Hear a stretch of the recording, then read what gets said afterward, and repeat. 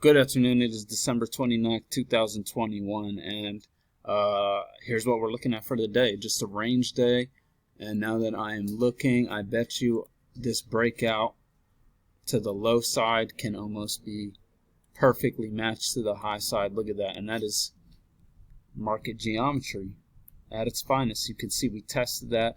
Looks like we might have gotten a second test, and the floor fell out. So things like that happen all the time. Looks like I need to make it a little shorter, and that's just fascinating to me. But anyway, you can see we pretty much stayed within the overnight highs and lows all day. Broke out to the low side a little bit here. Probably trapped a bunch of shorts and came back, tested yesterday's close, came back down, which makes you believe that you might be going lower, but that's not what happens. Especially, you come below these overnight lows again, but it just shoots right back up, and that's pretty much it. So this shouldn't take too long.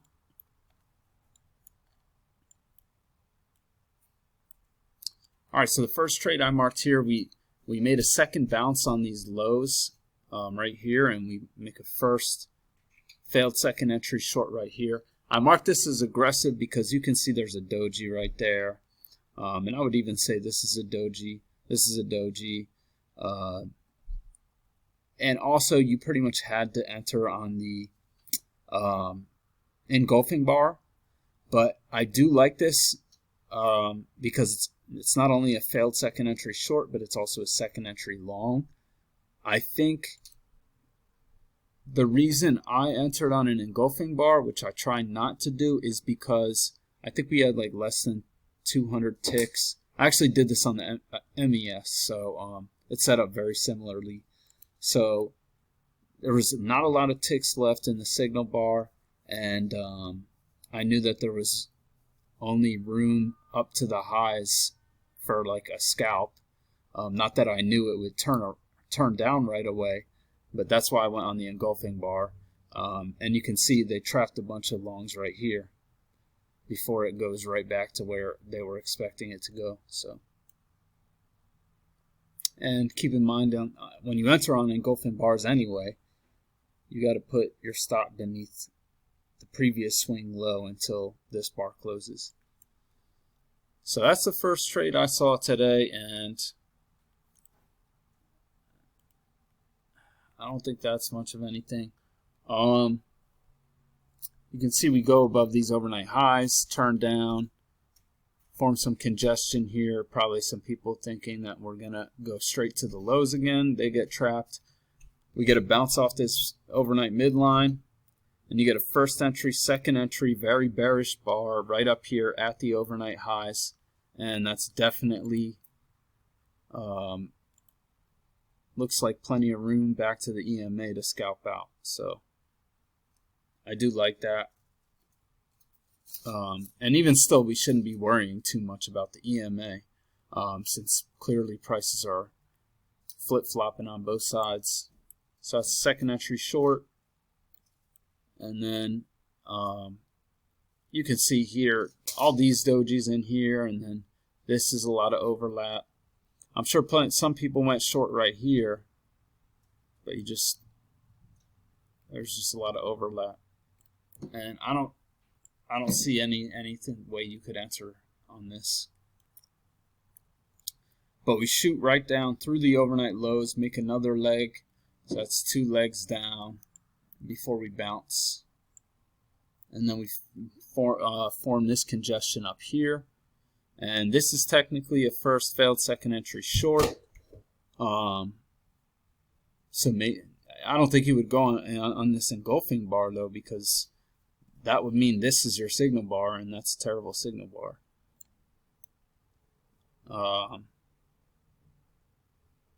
And it's just a first entry long. But the reason I like that is because, I mean, sometimes when you get these breakouts that fail, it'll rocket up to these highs. But you can see that's not what happened here. And you would have had to wait a while for the entry to trigger anyway. But maybe you would put it above this bar if you're feeling it. But we just get this congestion, and by that point you're probably not even going to enter anyway. But then eventually we break out and form this congestion. And I really like this this double test, mostly because it's on these overnight or yesterday's close. But you can see we form this high, come back, test it once,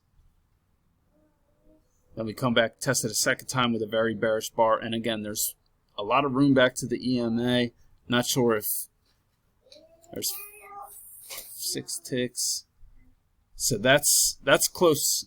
That's a close call because there's only 4 ticks back to the EMA, and I wasn't really looking at this level of support at this point. Really, I'm just looking at that after the fact. Really, we can draw this range like this. But yeah, I mean, this EMA has been a roller coaster all day, so you can't be afraid of it here. But we shoot on down, pull back, test this level of support. It acts as resistance, and we come back down to the overnight lows again. And I mark this as aggressive, but this is a second entry long off of the overnight lows, with a lot of room back to the EMA. Only reason I would be a little nervous to take that is because we didn't make it back to the overnight highs. So, but it is off the overnight lows, so there is reason to take it. It looks like we have 2 measured legs down, so yeah, you can see that.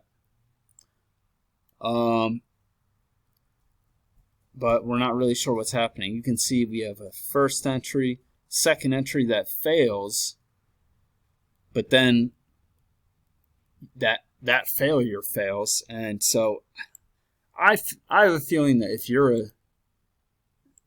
I think experienced chart readers, you can probably take this. So that's why I marked that. But that's just clearly afterward. At the end of the day, this is clearly a trap. And yeah, at this point, it's pretty clear that we're in this downward channel. Unfortunately for me, I tried to go long right here, and I got trapped. And I think when you see something like this, and we have this triple test of the close, I think you're going to need to wait on a higher low. And you can see I was looking at it as like a double test of this price level. First test, second test.